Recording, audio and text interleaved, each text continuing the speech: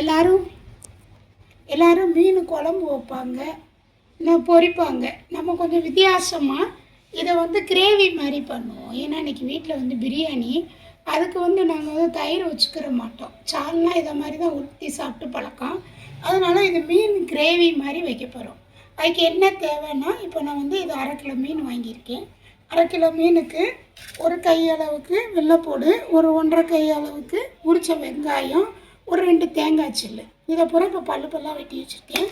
ஒரு தக்காளி பழம், ஒரு இது வந்து எவ்வளவு, ஒரு ஒரு ஒரு சின்ன ஒரு எலுமிச்சம்பழம் மாதிரி, கொஞ்சம் புளி, 1/2 ஸ்பூன் சீரகம், பெருஞ்சீரகம், 1 ஸ்பூன் இல்லை 1/2 ஸ்பூன் மிளகு, 1 ஸ்பூன் வந்து சீரகம்.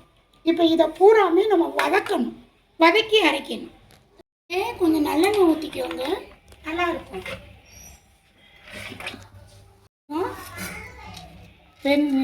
மிளகு,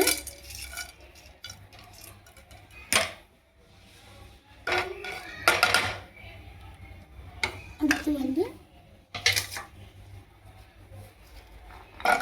வெங்காயம், இது வந்து பூடு, தேங்காய் எல்லாமே வதக்கி அரைச்சா அது ஒரு டேஸ்ட்டாக இருக்கும். இதை வதக்கணும் மாட்டேன், கொஞ்சம் ப்ரௌன் ஆகணும் மாட்டேன், சும்மா அந்த ஒரு ஸ்மெல்லு, ஒரு அரை இதாக வதக்குனா போதும், ரொம்ப வதக்கணும்னு தேவையில்லை. இது வதக்கிறது எதுக்குன்னா ஒரு ஸ்மெல்லுக்காக தான்.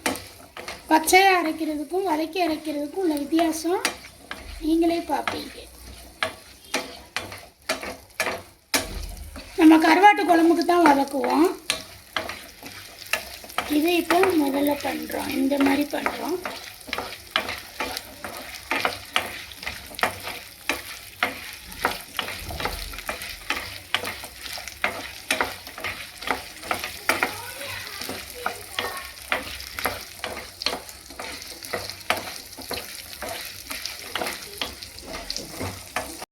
நம்ம இப்போ வதக்கும் போது ஒரு வெடிக்கிற மாதிரி சத்தம் கேட்கும். அதில் அதுக்கப்புறம் தக்காளி பழம், புளி ரெண்டையும் போட்டு வதக்கும்.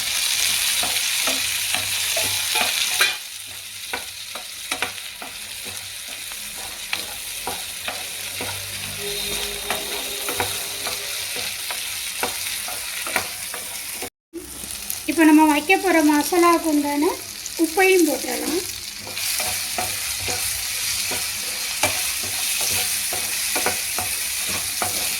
இதை ஆறின பிறகு மிக்சியில் அரைச்சி எடுத்துட்டு வரணும்.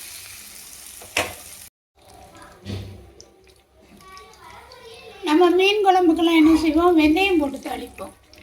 அது போட்டுக்கணும்னாலும் உங்களுக்கு போட்டுக்கலாம். கடுகு போட்டு கருவேப்பிலை போட்டு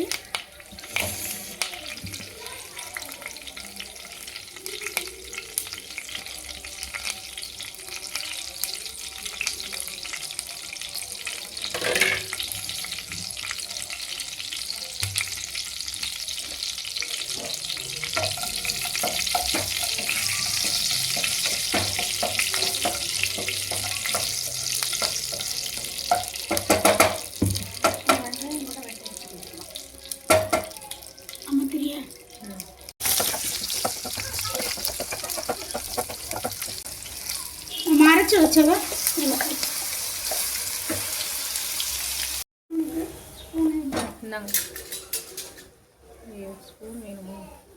அதுக்கு தக்கன நம்ம ஏற்கனவே மிளகு போட்டிருக்கிறதுனால இந்த காரத்துக்கு போட்டுக்கோங்க. கொஞ்சோண்டு மல்லித்தூள்,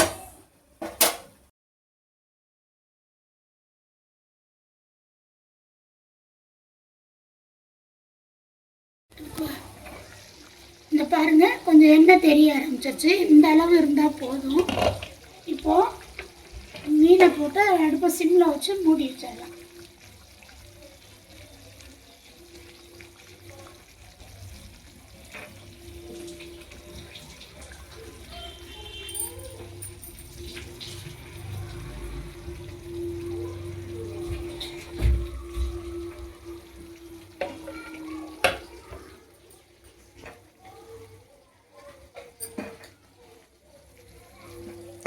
இப்போ கிளற வேண்டாம். மூடி வச்சு அடுப்பை சிம்மில் வச்சிடணும்.